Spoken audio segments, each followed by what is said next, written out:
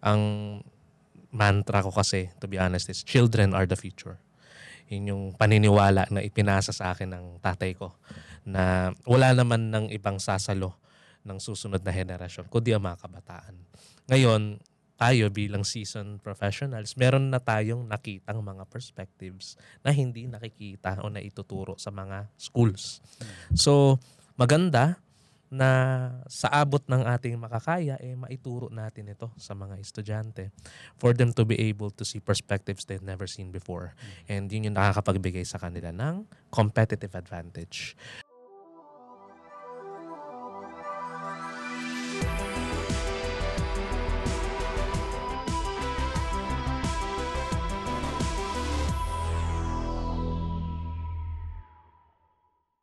Alright, welcome and good day sa ating episode ng Kaka-Computer where tech meets wisdom and wit. Di ba napagbaliktad ko?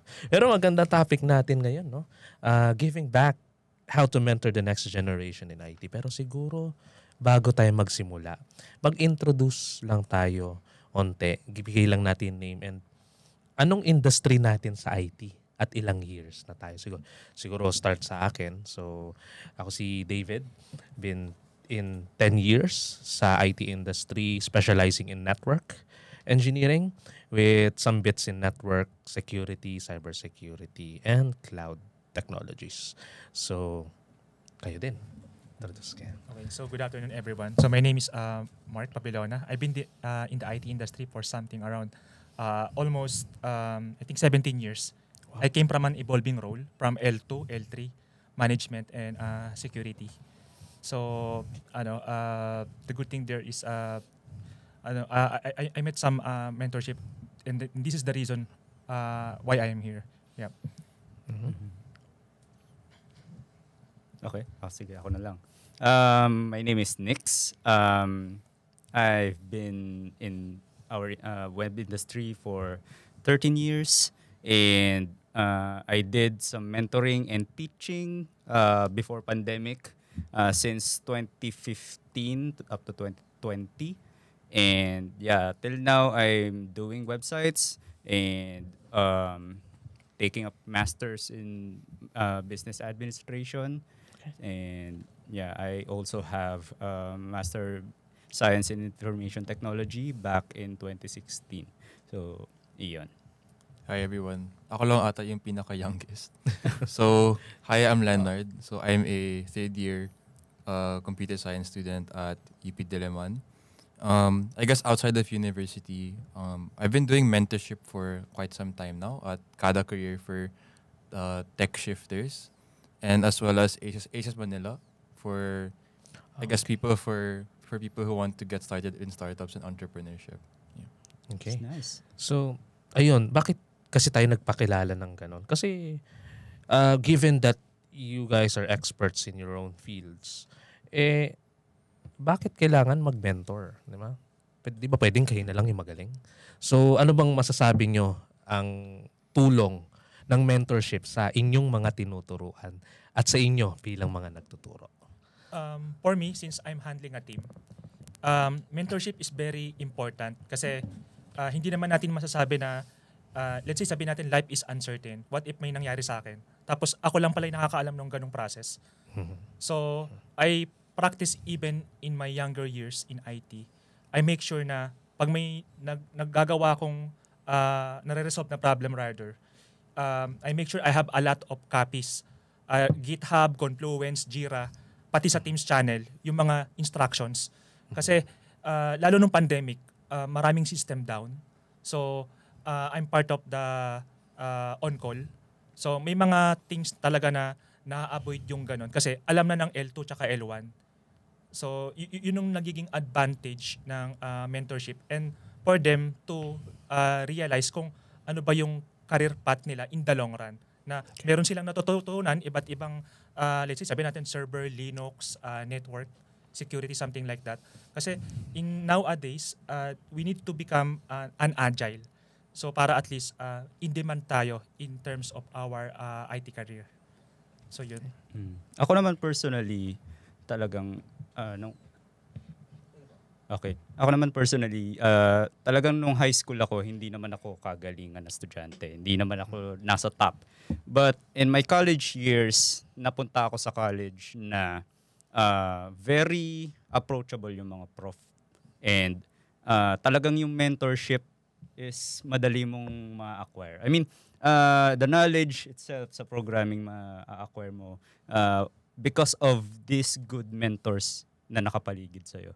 So, that time, gumraduate ako ng cum laude because those mentors are lifting me up na parang kahit anong itanong ko sa kanila or even pagbibigay ng mga projects sa labas na nakikita ako ng pera, binibigyan nila ako, mga professors ko yun. That's why parang ako, nung gumraduate ako, nasa environment ako ng ganun. Gusto ko ako rin yung next na magbigay ng mentoring sa mga estudyante. That's why in 2015, I decided to teach in the same school. No, I acquired MSIT and I teach web development sa mga estudyante ng school na yon. Shout out Colegio de Santa Teresa de Avila. But yeah, that is really the thing that I'm thankful for to that school na kaya ako naging ganito. Kaya ako naging advocate ng learning. That's why I do content creation as well kasi para ma-reach naman yung mga students na hindi ko naman naturuan but I want to teach everybody na let's say yung mga nahihirapan sa programming, yung mga ano ba sir, kailangan ba magaling sa math bago matuto ng programming. I'm here to debunk that mindset na hindi mo kailangan maging genius sa math para matuto ng programming. So, hindi kasi masyadong inaano sa school yon. Yung mga mentor na kayang mag one-on-one mentoring sa mga estudyante, sila yung nakapagbigay ng mga ganong klaseng advice kasi. So, yun ang experience ko sa mentoring naman. I think for me, my perspective is more on the student side. So, actually, when I was starting off sa college, I didn't understand why I chose ComSci in the first place or in the IT industry. In fact, I wanted to venture into business or even into humanities before I wanted to get into IT. So I guess in terms of mentorship, the people who helped me out the most are people from the community. People in particular in GDG Cloud Manila. I actually started to volunteer for events because I wanted to get to know about the industry. Why are people so passionate about tech? Why are people going out and spending their free time to learn new things rather than being like me, staying at home and doing random things? So I wanted to kind of get some idea and be in their shoes, especially like you guys, professionals, doing really cool projects, things like that. And what I found very interesting, I guess after spending around 3 years already in the tech community, is that what I love is that everyone is so supportive. So when I was a beginner, I had no idea what programming was. But everybody in the tech community has always been so encouraging, so open, whether it's Facebook or or in person, giving you best practices or kunyari, if I want to work in a company that they've been already in working, they're so open in sharing about their experiences, kung ano yung work environment, how do you succeed in technical interviews, things basically na you can't learn in the classroom, that you can only learn from people like yourselves who've already been there and done that. That's the good thing in mentoring na parang as a mentor, kapag nakikita ko yung estudyante na nag-excel and yung mga estudyante ko before, mga manager na ngayon, mga successful developer na ngayon, I feel satisfied dun sa nagawa kong mentoring sa kanila.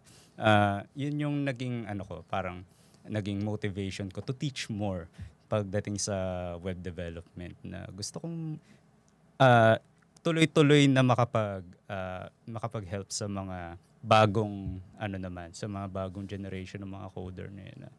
Hindi naman na bibigyan ko sila ng tips to make their journey more tawag dito, anong tawag dun sa more enjoyable, more Fulfilling. fulfilling. Fulfilling. Yeah. So, yun yung yun yung parang satisfaction ko sa sarili ko. Bakit ako nagtuturo ng mga bagong estudyante. Kaya White Cloak Technologies is a custom software development company. They build mobile and web applications. They work with leading brands in banking and real estate.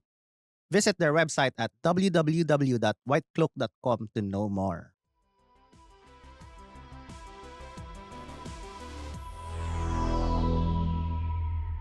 And also, one of my personal takes then why I'm also doing mentoring. I'm doing speakerships then around schools, not just on IT, tech, or infrastructure, but also in career stuff as well. Ang mantra ko kasi, to be honest, is children are the future. Yun yung paniniwala na ipinasa sa akin ng tatay ko na wala naman ng ibang sasalo ng susunod na henerasyon kundi ang mga kabataan. Ngayon, tayo bilang seasoned professionals, meron na tayong nakitang mga perspectives na hindi nakikita o naituturo sa mga schools. So, maganda na sa abot ng ating makakaya, maituro natin ito sa mga estudyante for them to be able to see perspectives they've never seen before. And yun yung nakakapagbigay sa kanila ng competitive advantage over their competitors pagka-graduate, no? And dahil maganda yung nabanggit ninyong layunin ninyo regarding sa mentorships, maganda sigurong itakel natin konti na mentorship is not all bed of roses, no? Obviously may challenges yan. So baka mayroon kayong takes regarding some common challenges sa mentorship and paano nyo siya nasosolusyonan, na-address. Siguro for me, regardless kung sa public or sa internal, meron kasing barrier in terms of, for me, for example, ako millennial, then yung mga next mas bata sa akin. So iba dan fresh grad. Iba pa yung thinking nila na parang akala nila the enterprise is like a computer shop that they need to install everything. Wherein these organizations are protected by process. No? So, sinasabihan ko na rin sila na at least hindi nila maranasan din yung ginawa ko from the past. No? So, buti nila yung sa akin before was may lusot. No? So, on the security perspective, make sure lang that do not hesitate to ask. Kasi doon sila kumbaga yung curiosity nila, doon mag-e-evolve. No? So yun yung para sa akin. Ako challenge sa akin is yung kapag hindi ko nakikita yung student na super willing to learn. Gusto na lang malaman yung certain topic. For example, they ask me na, sir, paano ba gamitin ang PHP? Super vague question na tipong, paano ko ituturo to?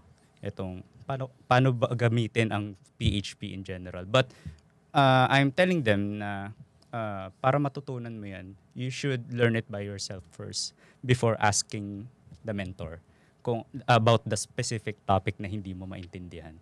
That way, may explore mo yung topic on your own. And kapag medyo may blocker ka na-encounter, saka ka magtanong sa mentor mo. For me, that's the best way to learn something na hindi mo alam. I always saying na if you feel uncomfortable to a certain topic, it means you're learning, you're expanding. So don't hesitate to ask questions kapag may blockers ka. I will help you dyan sa mga blockers na yan and for you to move forward din sa learning mo. Ikaw, anong tawag dito, benefit mo na nakukuha as mentee sa mga mentor mo before? I think yung main benefit for me is that so much years and so much time of learning can be diluted into something as short as, I guess, like an hour of just talking to people. And I'm very fortunate that I had mentors who were humble enough to share their experiences in such a layman type of way of understanding. So I never experienced this thing where I felt so intimidated because I couldn't understand something. So the mentors that I was able to have this opportunity to talk to were always very open in sharing their knowledge, but making sure that it's very beginner friendly. That's nice. Ayan. So siguro stepping back doon sa huling tanong no na common challenges in mentorship. In my opinion, especially speakerships through schools wherein most of our audiences ay Gen Zs. I think ang isa ko nakikitang challenge, to be honest, is they are concerned more on how the message is conveyed rather than what message is conveyed. So medyo nagkakaroon ng ng masamang loob pag meron kang binabanggit na mga uncomfortable truths. Anong halimbawa niyan? Halimbawa, when one of the topics that I discussed to them is the concept of supply and demand in the workforce.